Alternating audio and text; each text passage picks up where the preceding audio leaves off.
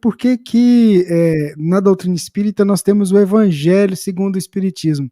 Dá para você falar um pouquinho como é que foi, como é que chegou para Allan Kardec a diretriz de trazer para o corpo do Espiritismo esse livro que é o Evangelho segundo o Espiritismo?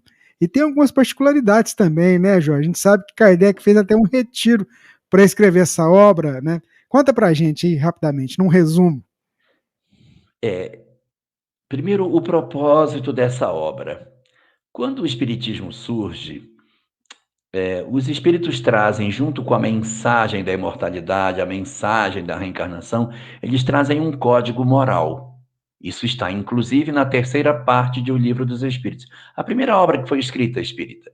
Não existia Evangelho segundo o Espiritismo, não existia nada disso. Então, nessa terceira parte, havia uma série de orientações de como o homem deve viver. Como deve viver o homem com relação ao seu próximo? Como é que a gente deve se comportar com relação aos mais velhos? Qual é a visão do Espiritismo na relação das pessoas que escravizam pessoas? Qual é a leitura do Espiritismo sobre a questão do amor ao próximo? O que tem em cima disso? E aí os Espíritos vão respondendo essas várias questões, que estão desde a questão 614 até a questão 919A de O Livro dos Espíritos.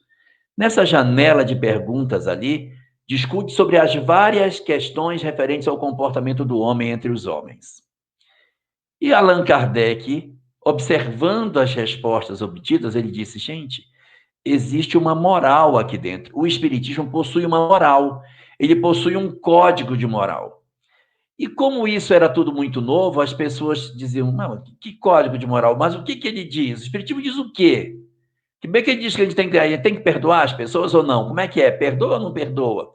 Faz o bem ou não faz o bem? Ajuda o próximo ou não ajuda? Como é que a gente deve se comportar na sociedade? Essas dúvidas existiam e as respostas estavam nesse livro.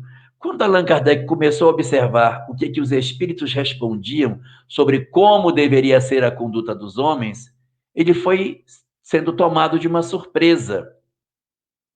A surpresa era que a moral que o Espiritismo apresentava era a moral que estava contida nos evangelhos.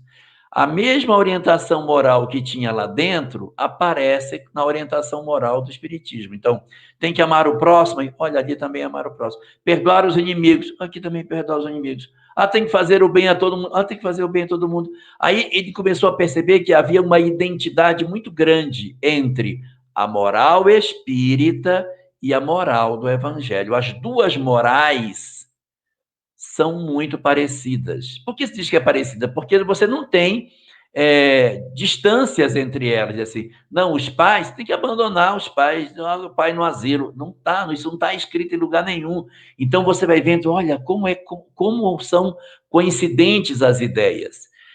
E para que isso se tornasse mais claro, Kardec tem a ideia, a intuição de escrever um livro sobre isso. E aí, como o Rubens estava falando, ele faz um retiro, ele se retira e, durante um tempo curto, ele se desloca para uma ilha distante, que era tipo uma espécie de um local de veraneio, e ali ele vai escrevendo. E o que é o Evangelho segundo o Espiritismo?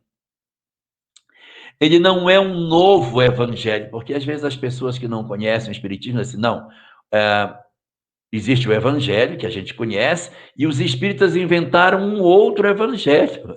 Não é a invenção de um outro evangelho, é a demonstração de que o que os espíritos dizem batem com o que Jesus dizia.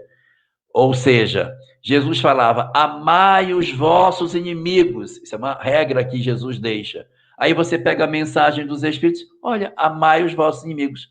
Confere uma coisa com a outra. Então ele vai, na verdade, nessa obra, não é criar um novo evangelho, é mostrar que as palavras de Jesus são profundamente alinhadas em termos morais com aquilo que o Espiritismo apresenta.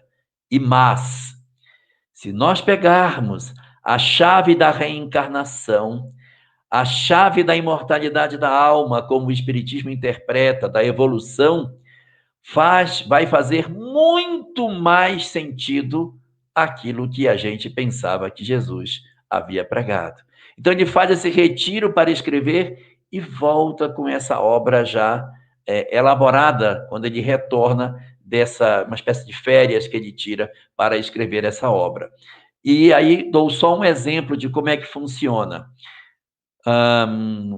O Evangelho diz: amai os vossos inimigos. E o Espiritismo diz: amai os vossos inimigos, e eu digo por quê.